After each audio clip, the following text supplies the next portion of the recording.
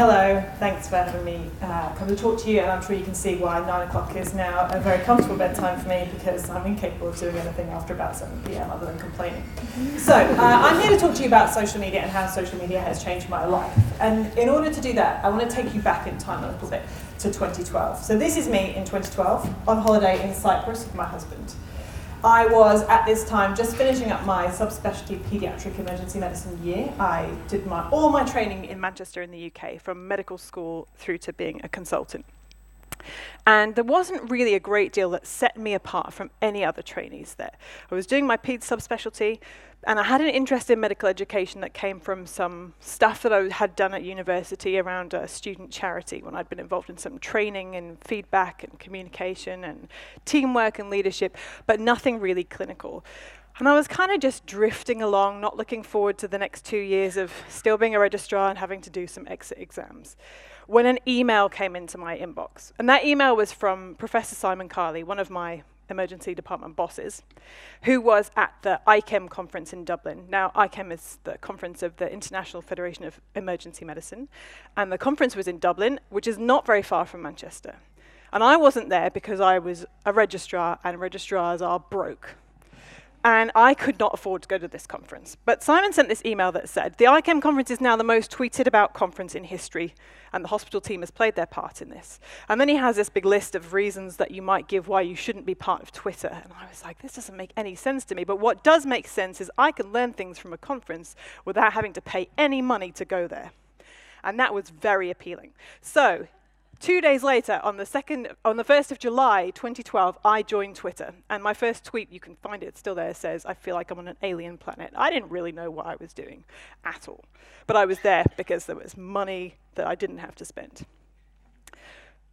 The next thing that happened was a kind of fortuitous invitation to me. So I went to see Simon after I had done my set of pediatric ICU nights when I came back from my holiday. And I thought, I've been thinking about this Twitter thing. And I thought, this is a really great way to disseminate information.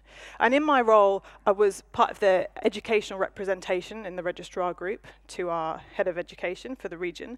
And I thought, we all miss our teaching because we're on nights and we sleep in the daytime. We don't come in and go to work. If you do that, don't do it. It's crazy. Is there a way we can record it and disseminate it? Simon's a guy who's into this kind of stuff. He'll know. So I went to go and see him in his office. And he said, yeah, absolutely, that's something we could do. And he said, in fact, I know that you've used to do this kind of student charity thing, and you know a lot about feedback, and I've just written a blog post about feedback. And I was like, I don't know what you're talking about, blog post, what are you on about? He said, why don't you read it, and then we'll have a conversation about what's in it, I'll record it, and then I'll show you how that kind of works. So we did that, and he uploaded that, and that was my first contribution to medical education, was a podcast that we recorded in his office about feedback. And he said to me, why don't you do this stuff for our blog? Why don't you be a part of this and contribute to what we're doing? And he gave me that invitation. He saw something in me that I had something to offer that I couldn't see in myself. And from there, social media really changed the way that I learn. Because it opened the door into the foam community for me. Now, is there anyone here who doesn't know what I mean when I say the foam community? Brilliant, that's why I'm here, to explain it to you. So FOAM stands for free, another favorite word of mine, open access medical education. And essentially the concept is that there are a whole bunch of medical professionals out there passionate about education who want to make educational resources free and easy for you to access. And the way they do that is they put them on blogs, put them on YouTube, put them on Vimeo channels, and then they use social media like Facebook, Twitter, Instagram, and podcasts to tell you what's there, to make it available. So in order to know what's out there and what's available to you, you need to be part of the conversation. And that's why we use this hashtag FOAMED. It stands for Free Open Access Medical Education, because if you just use hashtag FOAM, you get all these weird pictures of people at parties covered in foam. Not what we're into, well, maybe, I don't know. Anyway, but this hashtag collects those resources together for you.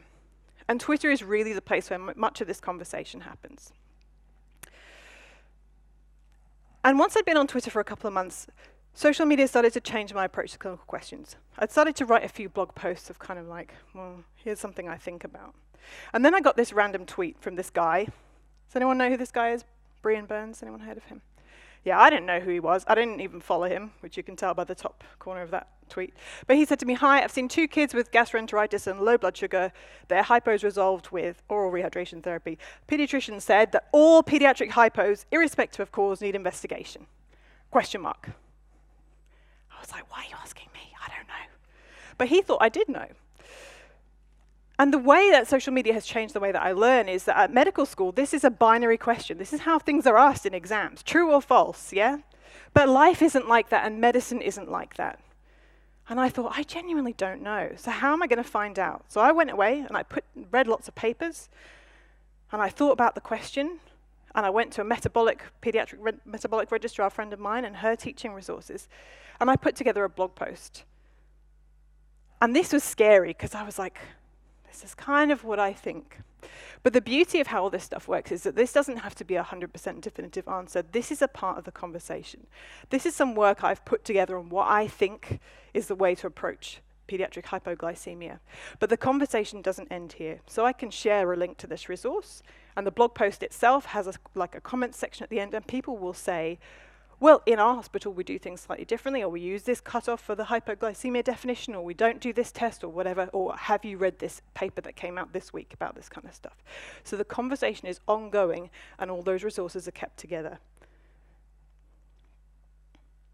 And in that way, social media has also changed the way that I see evidence-based medicine. Now, if you know nothing about training in emergency medicine in Manchester, know this one thing: we are obsessed with evidence-based medicine. We put the critical in critical appraisal. In that, we have a whole exam in the UK in emergency medicine where you have to read a paper and tear it apart and describe how it's not a perfect research paper. And that's really important, because we should all understand more about how research works. But it's not the most important question for our patients. The most important question for our patients is, what does this paper mean for clinical practice, and how and when do I change?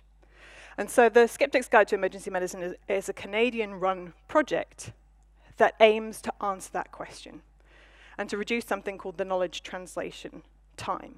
That's the amount of time it takes between a paper coming out with a practice change and the adoption of that practice change, which is currently around about 14 to 17 years. And that's not very good for our patients, is it? If something comes out and says we should all be doing this thing, why should it take us 14 years to do that? So this project is all about disseminating that stuff nice and early for you. And this is another way that that can work through social media. So this is a paper that I was actually involved in the inception of. I'm one of the experts on pediatric traumatic cardiac arrest who took part in the Delphi process to determine an algorithm for dealing with this. Now, you don't need to know anything about the clinical stuff behind this, other than when the paper got published, I tweeted out a link to the paper and the 2 algorithms that they put together. And in that little red box at the bottom, I tagged the authors of the paper. And then one of the authors, the lead author, replied to me, and he said, actually, although we started with those 2 algorithms, and that's what's in that paper, we've since combined them into one. Here is the newest version of the algorithm that we're going to be presenting. This is before this has even been published. That's no knowledge translation gap whatsoever. That is out there for people to use, for people to think about. And how effective is that? Well, Twitter can tell you.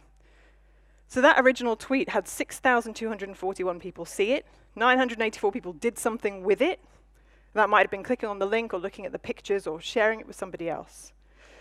And journals are interested in that too. So those numbers might not seem very big for you, but this paper, this is the same paper, is recorded as in the top 5% of all of the altmetric outputs.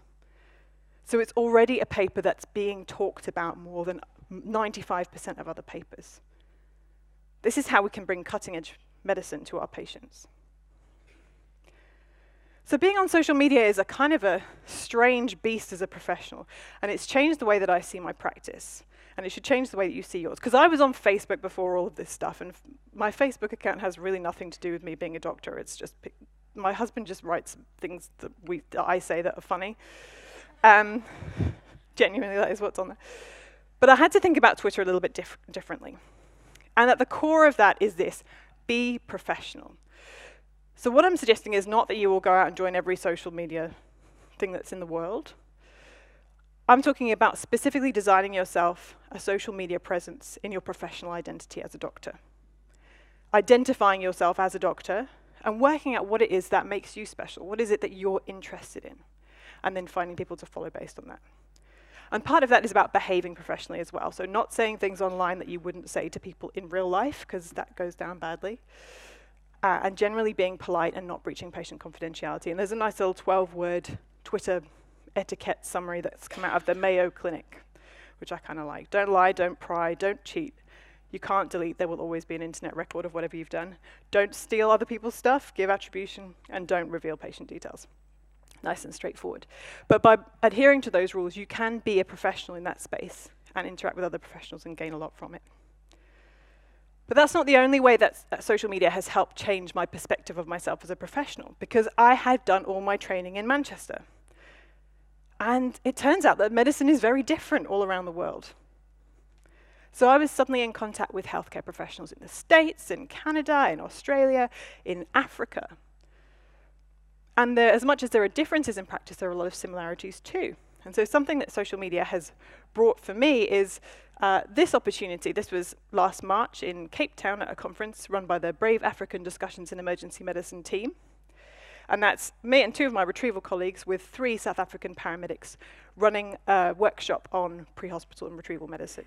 And actually we found that a lot of the issues that we have in retrieval medicine in New South Wales are exactly the same as they have in South Africa because of geography, because of social and economic struggles that our patients have. Social media has changed the way that I think about teamwork. One of the things that I love the most about emergency medicine is being part of a team. It's kind of why I chose that specialty.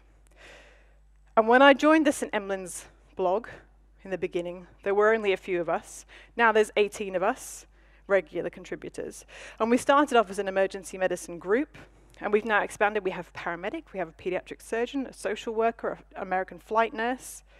We have all ages, from trainees to 3 professors with research interests. We have subspecialty interests in ICU, we have subspecialty interests in pre-hospital and pediatric emergency medicine. And we work together because we're all passionate about education. And that's created for me a community of practice and an amazing resource. But social media has also opened the doors to other teams that I can be part of. Because when you find that kind of passion of a shared interest with people, it takes you places. So this is the SMAC organising committee that I was part of. And the bottom left is the St. Emlyn's conference and the teaching course that we ran in Manchester last year. And then that's me on International Women's Day last year with some of my retrieval colleagues. And being part of these teams has given me much more passion for emergency medicine at a time when I needed it, when I was a bit disillusioned coming into my exams. Your registrar friends will tell you, not a good time of life. But it's really good to be able to actually engage with your practice when you're educating yourself. The most disheartening thing about exams is that binary true-false approach to learning, particularly when you start to realize that that's just not how things are. So being able to explore the grey areas of medicine is really encouraging and intellectually stimulating, and why we got into this stuff in the first place. It gives you back love for medicine. And I don't think that's something we can underestimate when things are particularly difficult. It also gives you sources of inspiration. So there are some absolutely amazing people who are available in the social media space. Just like Brian randomly tweeted me a question, in that bottom left-hand corner, there's a whole panel of world experts on stuff, and I know that if you tweeted them questions about education, simulation, about vascular surgery, about airway stuff, about critical care, they will reply to your tweets. They'll send you resources. They'll engage you in conversation. And I just want to give a particular shout out to the gentleman in the top right. That's Joe Lex, a retired emergency physician from Philadelphia. And he's an inspiration to me because he gave me a term for something that I didn't know I had, imposter syndrome, which I'm sure that many of you also have. We never talk about it. That's the idea that every day someone's going to come and knock on your door and go, "Hi, sorry, about your medical degree, big mistake. You didn't pass." And you go, "Yeah, okay, fine. Yeah, I realize. I'll just get my coat." Many of us practice like that every single day. But being open about our insecurity and our uncertainties really builds a culture of collaboration with us together. It's also given me some great friendships, so I won't spend too long ranting about them. But there are some absolutely amazing people in this community who are a lot of fun to just hang out with, including Eve, who gets to be on the top corner there. It's also changed the way I think about the future of emergency medicine. Because when I started to be involved in this stuff, I discovered that Manchester has an emergency medicine society at the university. And there are 1,455 medical students who have joined this society. That's huge for a specialty that needs more doctors. And if we're not out there interacting with them, that's an opportunity lost for us. So to the slightly older people in the room who have problems recruiting into their specialty, find where the students are and interact with them there. And that's how you'll safeguard your specialty. And take your passion to them, because they'll find that infectious too. Social media has changed the way that I present on stage. So you've seen some amazing presentation skills this morning, and I think a lot of that has been driven by sharing good examples of conference talks. If you went to a conference like this 10 years ago, it would have all been yellow text on blue slides and a million bullet points. And that's not how it is anymore. We don't stand for that nonsense. We try to make our talks engaging, and we try to work out what it is that the audience needs. And the social media community the foam community has given us a whole resource of people that we can get feedback from about our talks. So I particularly take my talks to the St. Edmunds team. I rehearse in front of them over Skype. We share our ideas. We shape our work together, and that makes it better. And it's changed my profile as an educator. So I'm a bit further advanced with my medical education career now. And it takes me places like this. So this is New York in October. And this is me talking. This is a quote from my husband, by the way, who is not medical, but knows this much about medicine. And this is me talking at the Feminine Ideas Exchange, about a conference about women in emergency medicine, and explaining why I didn't think we should use the word sexy in clinical medicine at all. That's a separate rant. I will do it on demand at any time, or there's a recorded version you can find. So this is who I was in 2012. And this is me not right now, today. This is me 2 months ago speaking at SMAC in front of 3,000 people about reflection in medical education. My life's a little bit different, but it's not all about me. It's about patients too. And it's very difficult to show how social media can directly impact patient care. But I think this is one of the best examples I have. So back in 2014, we had a day in the UK called NHS Change Day, and this was all about pledging to make changes to change patient care. And I'd like to think of myself as kind of chilled about most things, but there are little areas that get me really wound up. And one of them is that we should give local anaesthetic for arterial blood gas sampling. So to make the point about this for Change Day, a colleague of mine and I, after a night shift, great time to do that, got some medical students to take blood gases from us on video, one with local anaesthetic and one without. And then we created a whole educational resource about why you should use local anaesthetic. And that was made available through social media. Now, how do we show that that's changed patient care? Well, 6 months later, at a conference in the Netherlands, this guy came up to me and he said, "Are you Natalie?" I said, "Yes, I think so." He said, "My name's Sven, and I am an emergency medicine doctor from Sweden." Actually, it's not. It's called Sven. It's called Jens. There's a better story if he's called Sven. He's called Jens, and he said, "I've seen your video about arterial blood gases, and since I saw it, I've used local anaesthetic for all my patients. And what's more, I teach all my junior doctors to do that too." So a video that we made in Manchester changed clinical care in Sweden within 6 months. That's pretty phenomenal. But it's not just about patients too. It's also about the other people in your life. So this is my godson Noah when he was 4. He's now 10. And he and his family were staying with us in our house in the UK in the summer. And his little sister had decided we should all get up at like 5 o'clock in the morning. So we were sitting downstairs playing with his Playmobil helicopter. And I'd been on Twitter for about 2 years at this point, kind of feeling like I knew roughly what I was doing. And he started to tell me about pre-hospital and retrieval medicine, which I had no idea about. But I said to him, "I do know some people on Twitter who work in that area." And then he started to ask me all these questions, which I didn't know the answers to. So I thought, well, I'll just send the questions out. Jeff, what? My college stretch was yellow. What college stretch was yours on your helicopter? So this is what a 4-year-old wants to know. What colour is the stretcher on your helicopter? So I tweeted this to Jeff Healy, who I'd never met, now one of my retrieval colleagues. And he tweeted me back this.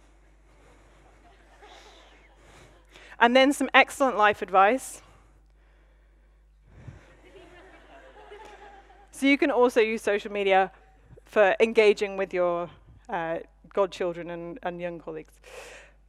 So social media has really changed my life in a whole variety of ways and helped me to develop my career, but none more so than the fact that I'm here today. Without being involved in social media, I would never have heard of Sydney Hems.